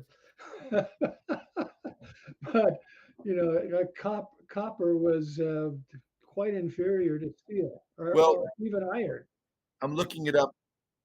I'm looking it up, and the word for copper in Finnish that probably meant hardened copper, which is just basically saying bronze. So Okay. a bronze. Yep, tin and copper alloy. Yes. What do you think the last name Kupferstein is about? Nice. So when did that? When did bronze? I mean, the Bronze Age was further south was quite a long time ago. Ooh, but A up couple north. thousands ago. Yeah. Well, and that'd be in the Ural Mountains. I mean, there's Bronze Age mounds already built in Finland, but I'm going to assume, I might be wrong, but I'm going to assume that that was from the previous people who lived in Finland before their migrations. So if you have people moving all along the northern part of Eurasia, you've got Bronze Age development there, bronze blades. So yeah, what's the significance of cutting down the trees?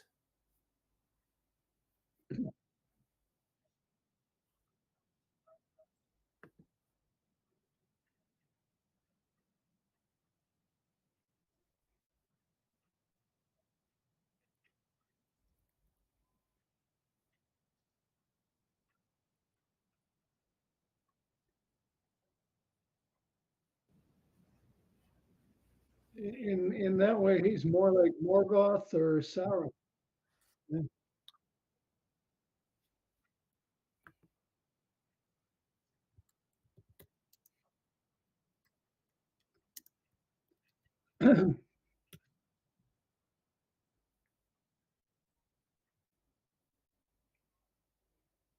Okay, I'm learning a little bit.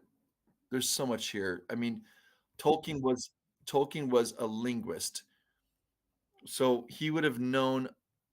I mean, he was fluent in Finnish, right? So he's probably reading this also in the original.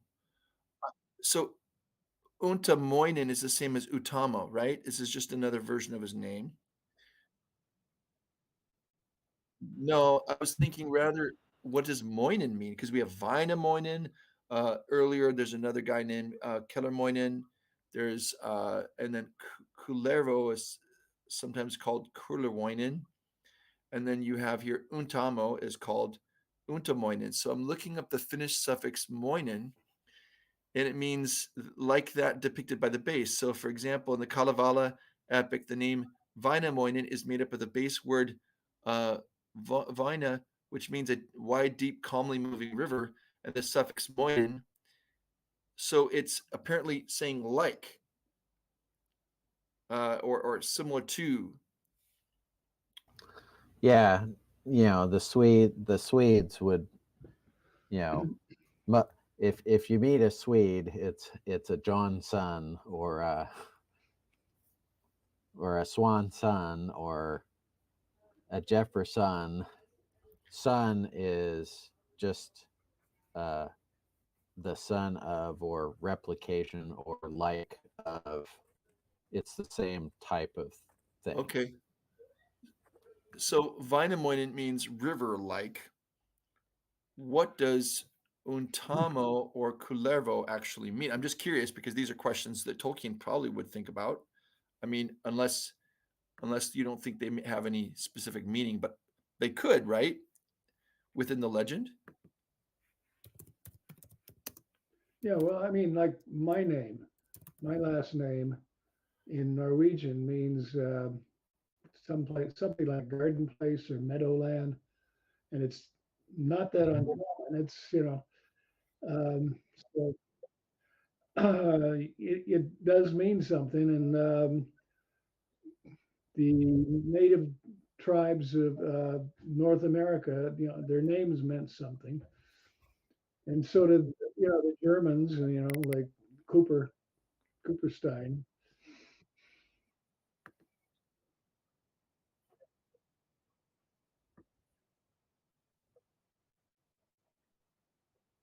Oh wow.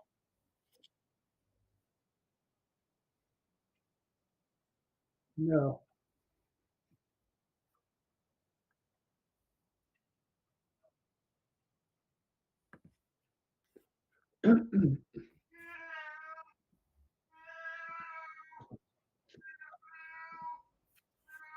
So I'm finding this um, reference. I don't have their source, but behind the name says that Kullervo or Kullerva, I think is the way it's supposed to be pronounced, maybe.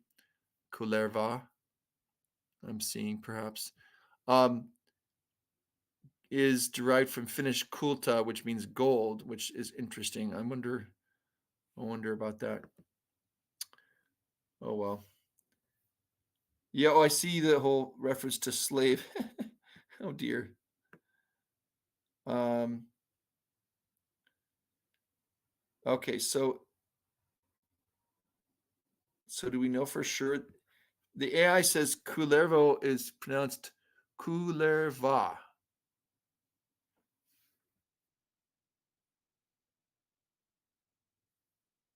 Yeah.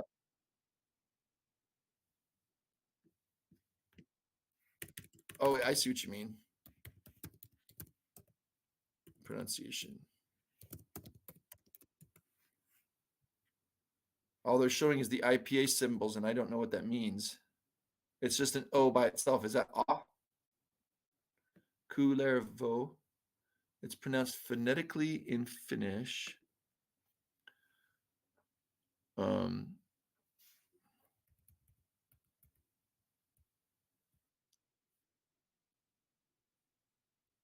I think it is Kullervo. Yeah. Okay, I think we're fine. Okay. All right.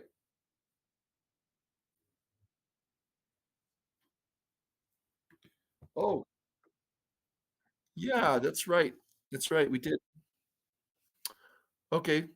So who's next? Anthony, you want to read some? Yeah, sure. Let's see. Where did we leave off? Oh, here we go.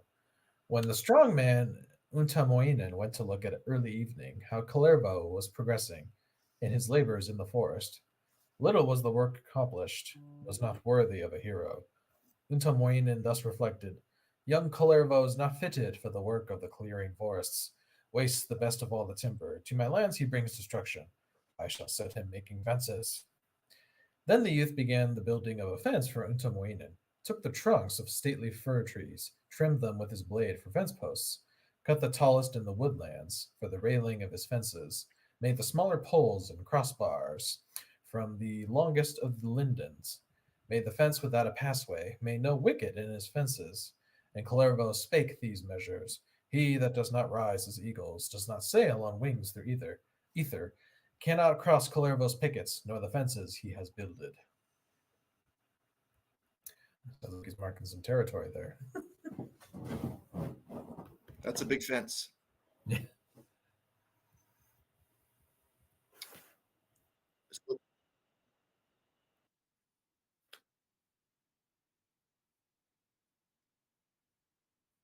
Sure. Yeah. Yeah. Pilgrim's Progress, the Wicket Gate. Yeah. Let's or a style. yes, a style.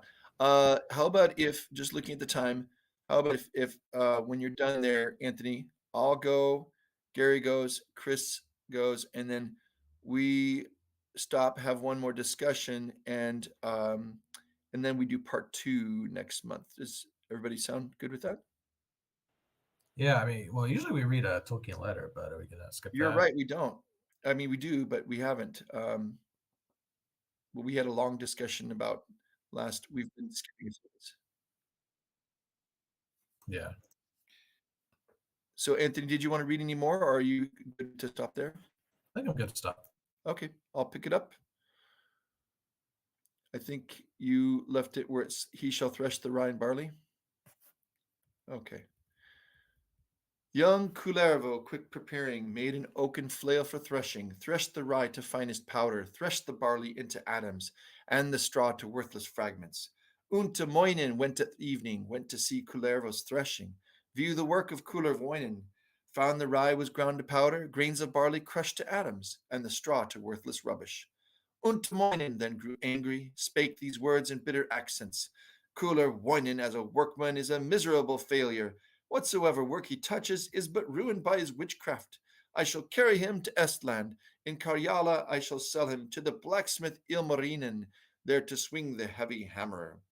Untamoinen sells Kullervo, trades him off in far Karelya, to the blacksmith Ilmarinen, to the master of the metals. This the sum received in payment. 7 worn and worthless sickles, 3 old cauldrons worse than useless, 3 old scythes and hoes and axes, recompense indeed sufficient for a boy that will not labor for the good of his employer.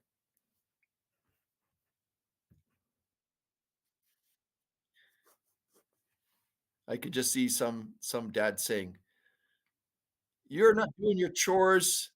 Stop acting like Kullervo."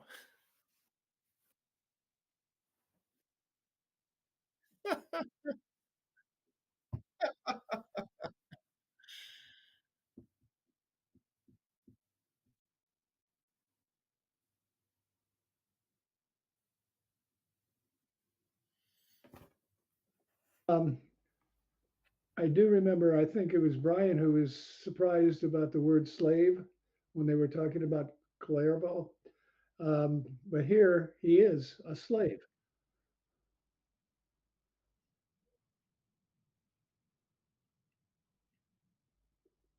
It's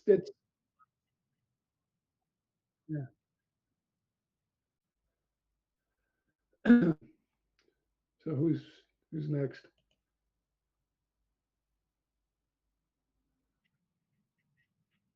And Brian took off. Yeah, I think it's I'll go.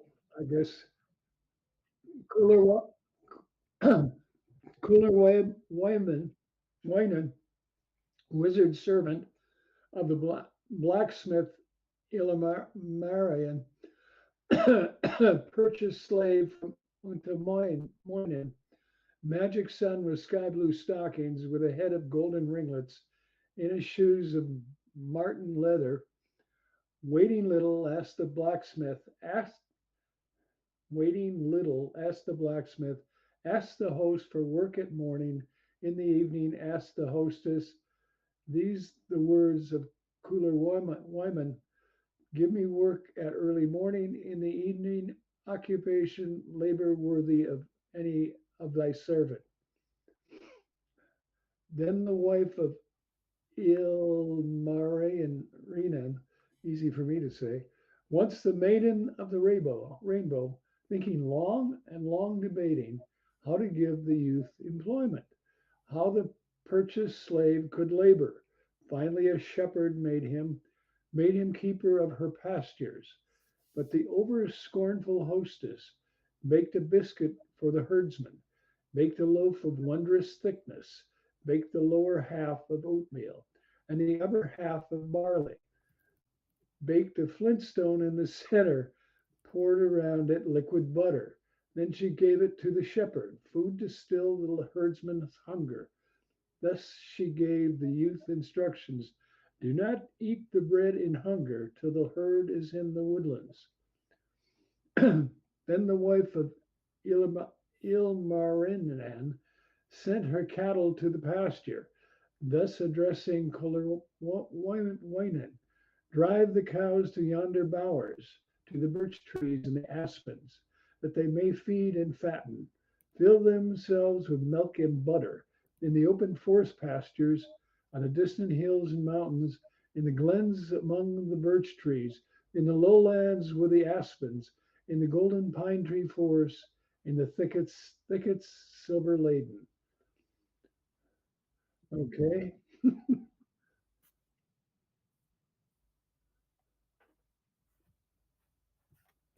Sure. I'm trying to remember what the story is about the baby who had the uh, stone bread. Oh, that's Cuchulainn. Yeah, That's the Irish giant. Yeah. yeah, and so I'm thinking this is the same thing. Okay, thicket silver laden. Guard them, O kind Creator. Shield them, omnipresent Ukko.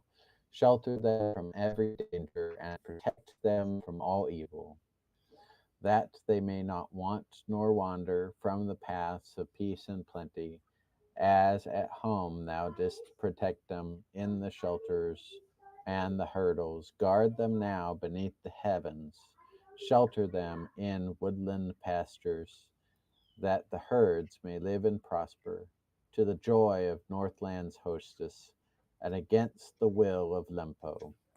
If my herdsman proves unworthy, if the shepherd maids seem evil, let the pastures be their shepherds, let the alders guard the cattle, may the birch tree their protector, let the willow drive them homeward, ere the hostess go and seek them, ere the milkmaids wait and worry.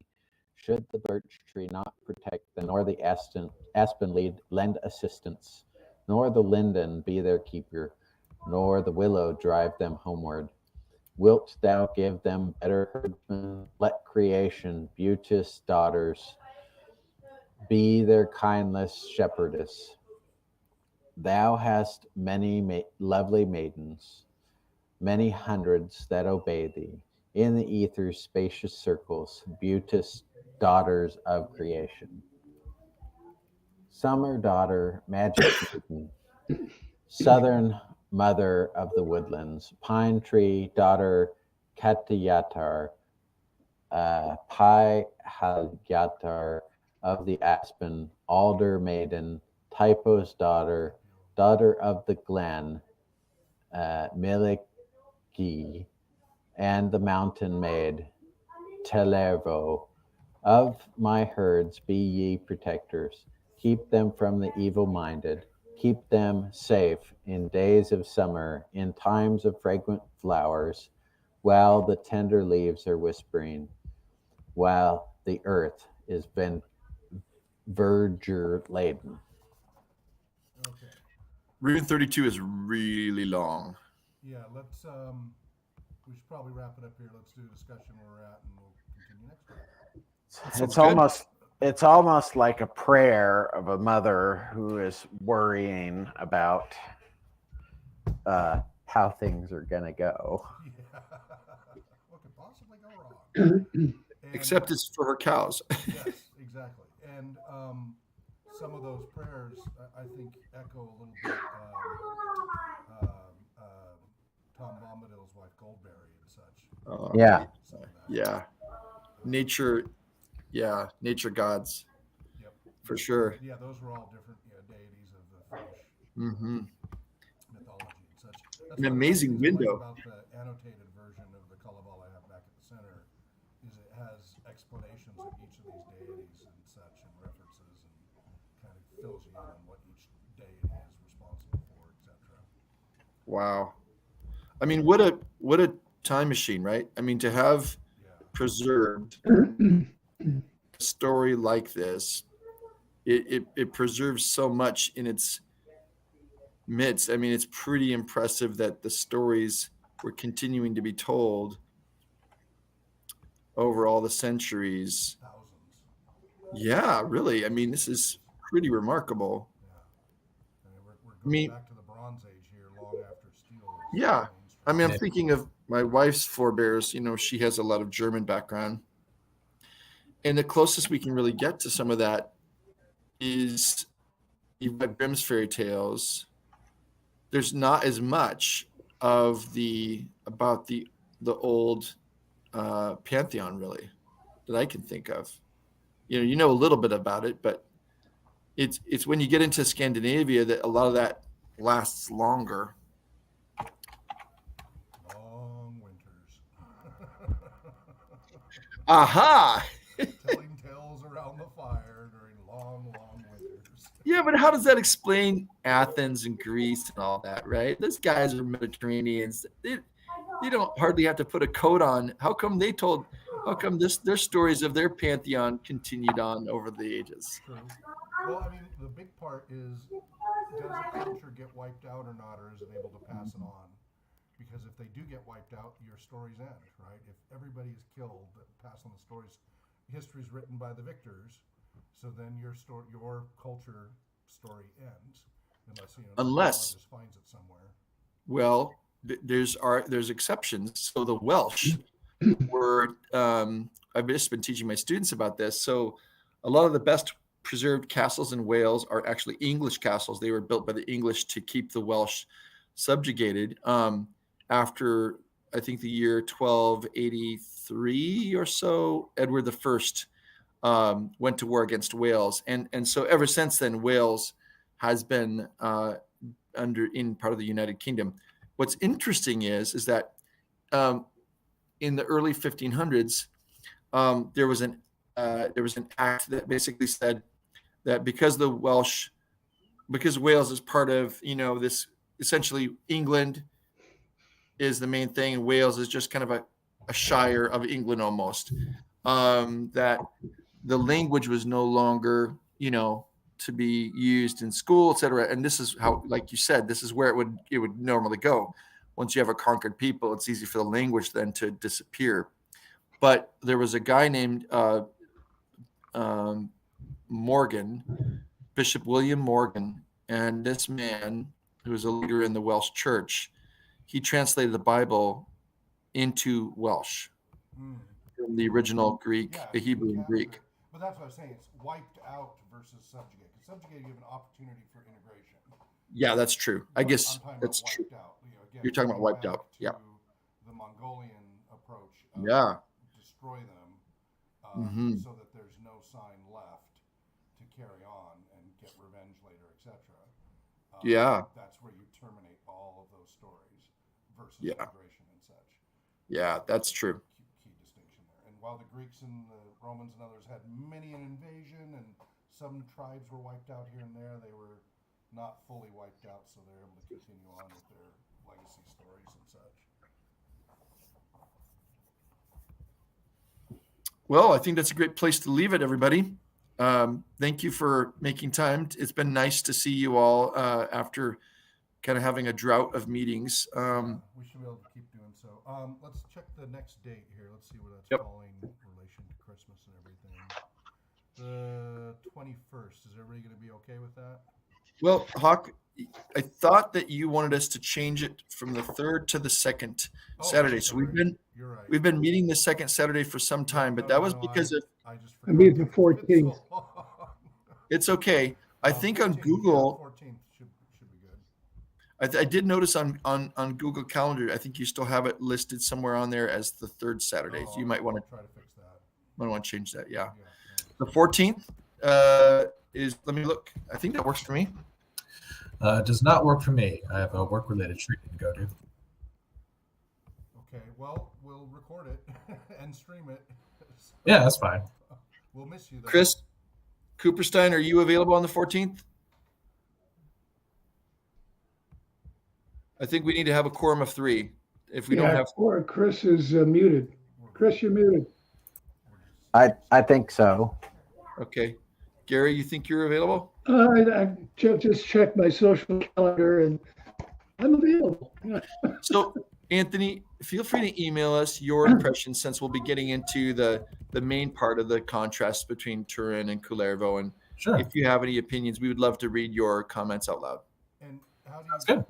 Do you see how much more depth we get out of this when we read it together as opposed to Mhm. reading it separately? Yeah. Right. Yeah. It's better to be heard or sung than. Yeah, well, just- and for us to share each other's different perspectives on it, that we get a lot more out of it. That's why I want to encourage when we do these kinds of readings that we try to Yeah. instead of just going off and doing assignments like a book club. Did you read it? Here's your opinion. For these things, because they're so complicated and nuanced, it's better to discuss it a little bit at a time and chew on it and digest it and share perspectives. I think Yeah, we like- get a lot more out of these meetings that way.